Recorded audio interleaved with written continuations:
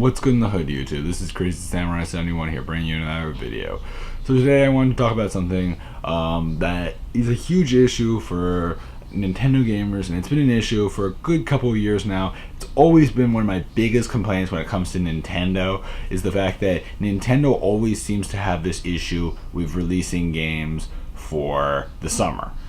You know, summer is the time of the year where people think, oh, I'm going to have lots of games to play, it's going to be a good summer, I could be a Nintendo gamer easily, I'm not going to be bored.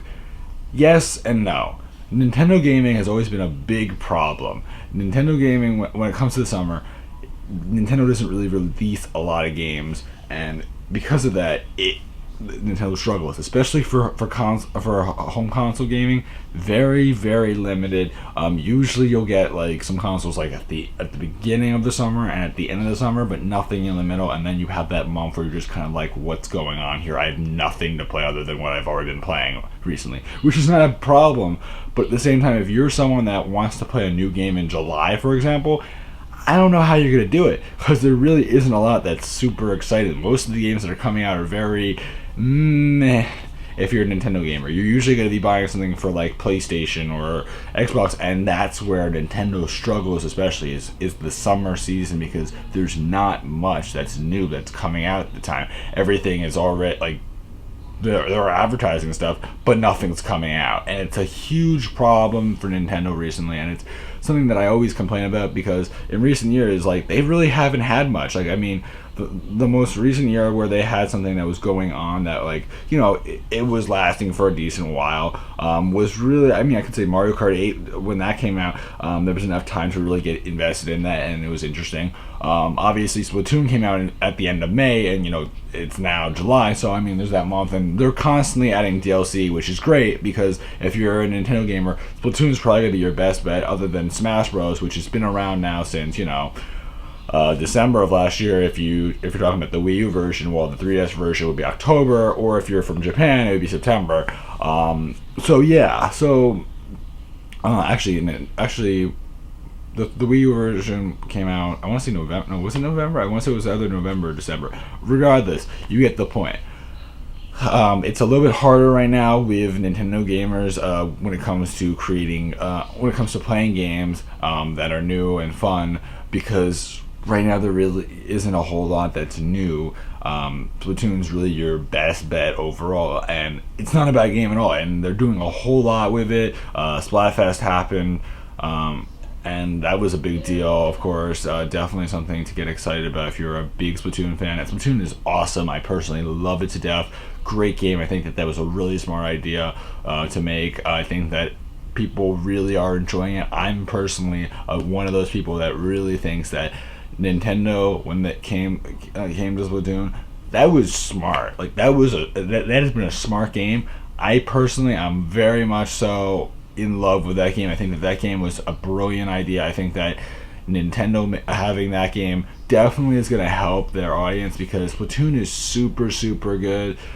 Super exciting, super fun. They're adding new modes. They added like a new ranked mode, like tower control, I believe it was called. Really cool idea. I love the concept, because I did not like the original ranked mode that they had. Hated it. This new mode, I think that this new mode looks super cool. Haven't personally played it yet, but by the time that like this is up, I'm sure I will have. But when I'm making this video now, I have not played it. I'll tell you this much though. Really cool. I think that this is a great idea. If you are a Splatoon fan, definitely something to look into. If you're a big shooter fan, definitely something that's interesting to try out. It isn't going to have that first-person view, but it's going to have more of a third-person dimensional view where you see them from the back end. But it's really cool, really interesting concept with covering land with ink. Really awesome game overall. But of course, again, getting back to the main topic, summer gaming. Hard thing for Nintendo gamers if you don't have a PlayStation or an Xbox. That is one of my biggest complaints from Nintendo always. and that is something that I'm sure a lot of people could agree with me. When it comes to Nintendo, they always seem to struggle with summer gaming because they always seem to release their games right before the summer or right after the summer, and then or somewhere else in the year. But rarely do they release something that's a significant title during the summer, and I think that's partially due to the fact that they don't necessarily see many people playing games as much during the summer. But that could also be because they're not really releasing many games during the summer that are exciting or thrilling, that people are going to be jumping out of their seat to say, I want to buy this. Now, of course, Nintendo is also trying to release their amiibos, which is something that's definitely going to help them. Obviously, in Japan, they're trying to release a lot of them at once with their fifth wave. But in America, this summer, we're only really getting Palutena and Dark Pit. So it's going to be interesting to see what will happen. That will obviously help with sales for the amiibos, which have been doing amazingly well. I personally have plenty of them. I love amiibos. Really, really cool concept. They've been getting better and better over the months that they've been doing them. I mean, the fifth wave's coming out. Great stuff. Obviously, in Japan, and I believe like certain parts of Europe and the UK a little bit, they're starting to put those out. America obviously has not gotten theirs. They should be getting theirs like pretty soon. We should be able to start being able to pick up figures like Palutena and Dark Pit. And if you guys are into the Japanese market, I'm sure you'll buy some of those online. Such characters like Ganondorf or Olimar, Dr. Mario, or Mr. Game & Watch, or Rob, or Duck Hunt.